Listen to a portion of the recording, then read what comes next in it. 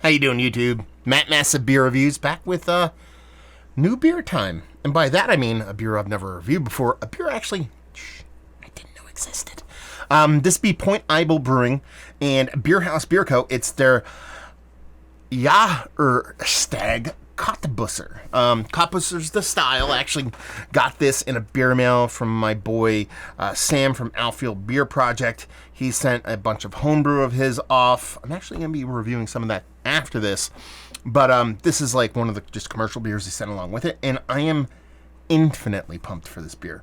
I know I say that a lot when I go into beers, but this is a 5% alcohol by volume Kottbusser. Now, like I said, I had no idea about this beer style. I fancy myself relatively knowledgeable about beer, but I've never heard of it before, and I looked into it.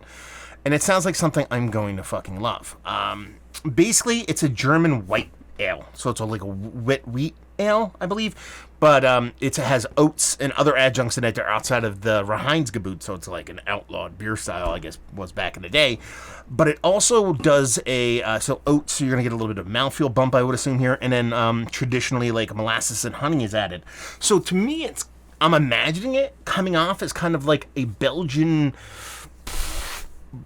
not a wheat. I don't think it's going to come off strictly wheat-like, or oat. I mean, it's more oats than wheat, but typically. But it's going to come off maybe like a Belgian-style pale ale, because you get that kind of mouthfeel with the oats that reminds me of a little bit of kind of like a pale ale, like a new school kind of hazy pale ale, but then you have that kind of German-based kind of yeast, maybe a little bit of kind of banana phenolic in there, giving you some of that would come off kind of bubblegummy.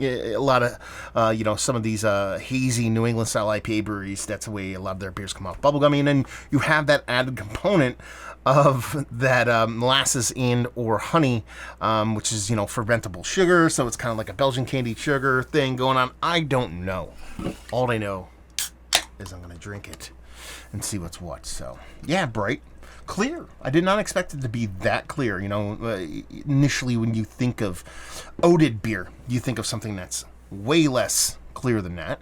Label-wise, uber traditional. I've had some Point Ybel brewing before. They've sent me some beers before. I've got some in beer mails. BarrieHaus. I said beer house before. BarrieHaus Beer Co. Never had anything from those guys before. And what does that look like? I mean, it looks like lager, Basically looks like a nice, crisp, clean lager. Doesn't look like something that has molasses and honey and oats and all those kinds of things in it. So we'll see what's what. Index finger, just off white head, just south of khaki, actually. Soft carbonation in this ultra clear, yellow, bright, vibrant kind of body. Let's give a nose. I mean, it really does come off as a soft, kind of weeded lager to me. Crisp, clean, drinkable, but there's a wheat characteristic to it. Not necessarily wheat beer and a yeast kind of component, but it comes off like there's a wheat grist to this beer as opposed to like just a base kind of Pilsner malty kind of lager. There's a nice sweetness to it. There's really not much as far as bittering to talk about in this beer. Maybe a little bit of soft, generic kind of maybe herbal-like bittering, but that's very, very minimal. It just comes off as a nice, sweet, clean, crisp beer. Yeah, smells like a chugger. Let's dive in. Cheers.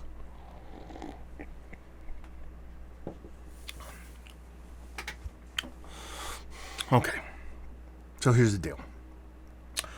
I think I know what I'm drinking now. Because I had all these assumptions about this. You can have this heavy oated characteristic to it. No, that's not the case, obviously, by looking at it.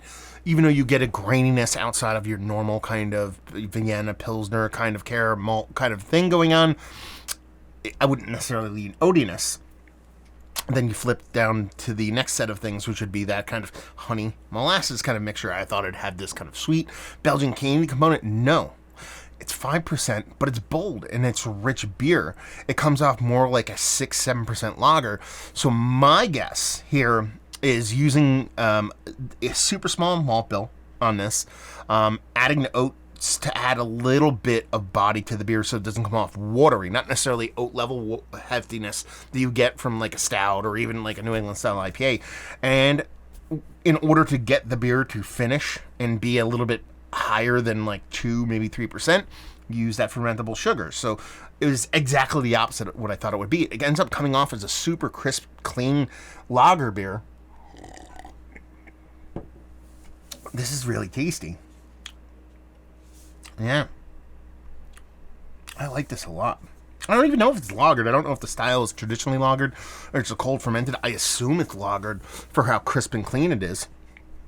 And I dig this. I mean, it is probably one of the more vibrant, ultra crisp, clean beers that I've had at that lower ABV level. You know, Jack's Abbey does some great, crispy, well done lagers like this, but they tend to eke up a little bit higher as far as its oomph. It's kind of it's chutzpah.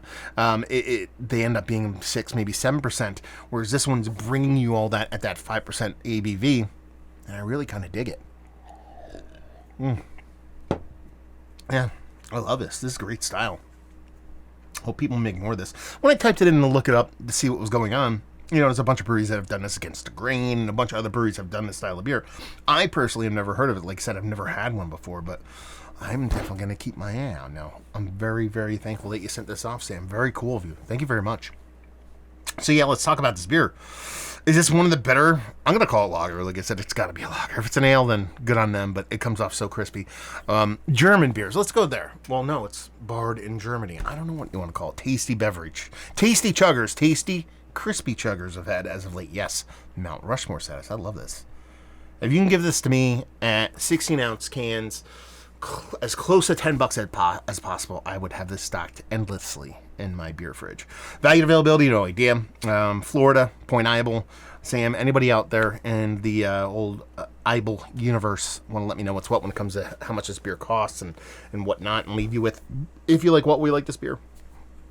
If you like super crispy, clean drinking German style lager, but you want just a little bit more volume. Again, not 2x4 to the face, but you want a little bit more volume, a little bit more aggressiveness from that malt characteristic, and just in a very beautiful way. You know, it's kind of one of those things where it's rare to get that impact without it being heavy. So that combination, that crispiness and impact is really what where this beer shines.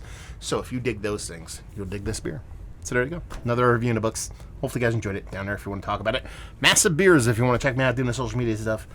Hopefully you guys enjoyed the review. Hopefully you're enjoying a little bit of a Kottbusser right now. Hopefully see you next time. Cheers.